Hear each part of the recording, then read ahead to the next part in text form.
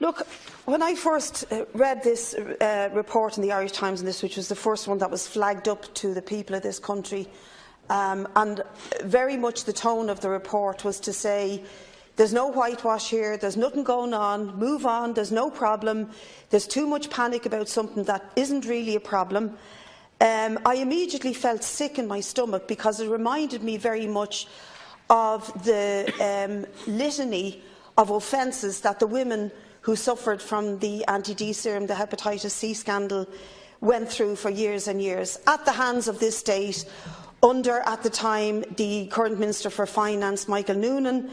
And then we listened to the evidence of the women who suffered from symphysiotomy, many of whom are dead, by the way. We couldn't hear their evidence. And some of those who gave evidence to us at the time when the scandal was breaking have died since. And I do want to pay tribute to those women and their families who fought for truth and justice in this case, and whom I'm afraid are going to have to continue to fight for truth and justice, because the truth isn't out and justice has certainly not even been attempted to be granted to these women by this Harding-Clark report. I think it is a whitewash. I think it is utterly disgraceful, and I think it is totally prejudiced against those women who suffered from the violation of their bodies in this manner. And I want to thank at this point Mary Enright for she's an academic who has done some brilliant work in highlighting how flawed this report is. So just to say that of the 275 pages of this report, 133 are commentary from the judge herself.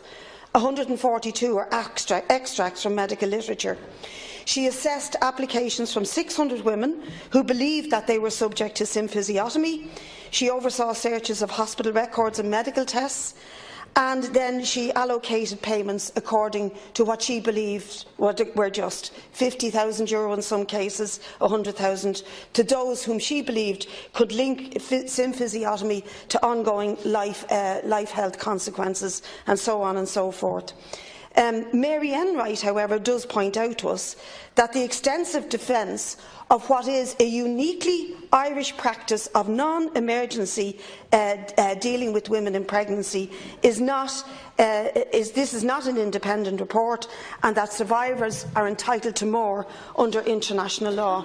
And I want to agree with her entirely on this, because what is independent about a report that spends over a whole chapter criticising and condemning women who claimed that they had a symphysiotomy mistakenly, and spends less time actually looking at why did doctors carry out this practice?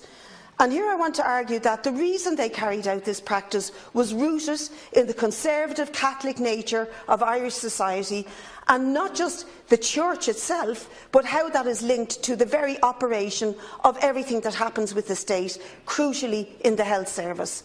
And so therefore you find the Sinn Féin deputy made reference to it earlier on, a very heavy concentration of the use of this procedure in somewhere like Our Lady of Lourdes Hospital in Drogheda, that was dominated by an ethos of Catholicism, but linked very clearly to the role that the state play in dealing with women. And Deputy Coppinger has gone through it, how the state have dealt with women on many issues, from abortion to contraception. But in the 1970s and beyond, when these operations were being carried out, doctors probably thought to themselves, with their Catholic head on them and with some discussion with management in the hospitals, if a woman is in trouble in her pregnancy, break her hip bone so that she can easily have more children.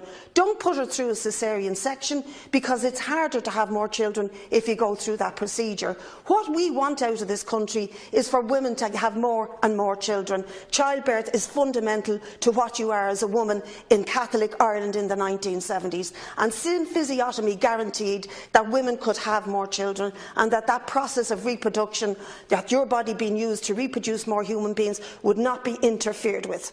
And this is what goes to the heart of what Mary Enright points out, and is ignored entirely by the report. Therefore, the report, by its very nature, is flawed, because it fails to deal with that direct consequence of the linkage between church and state, particularly in the health service and on the question of women's reproductive rights.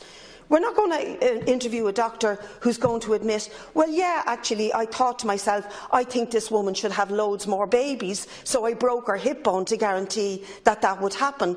But that would actually have been enshrined in the ethos of the hospital and the management of maternity services at the time.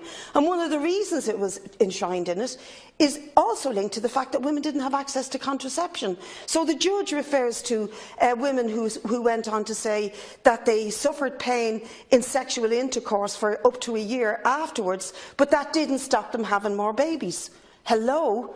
I mean, all that says to you is that they had sexual intercourse without contraception and they suffered pain in sexual intercourse because it was understood at the time that that was your role in life, was to have more babies and to do it and to do so regardless.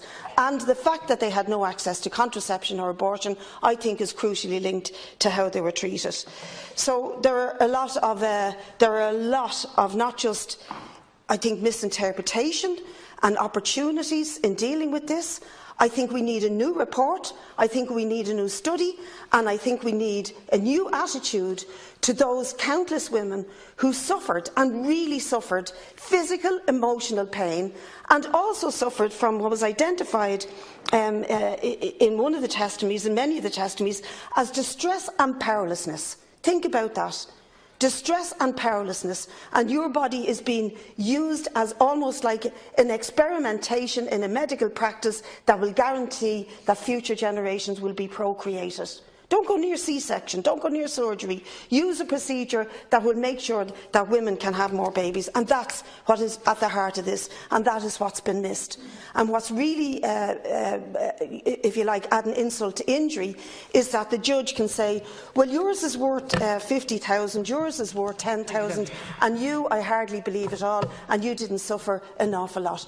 The judge should be coming out with a report that utterly and totally condemns the system of symphysiotomy, the hospitals that oversaw it, and the health service that continues to try to whitewash it and do these women down. I just want to say hats off to those women for fighting. It must be a very difficult thing to do. Okay, we move on to Independent for Change.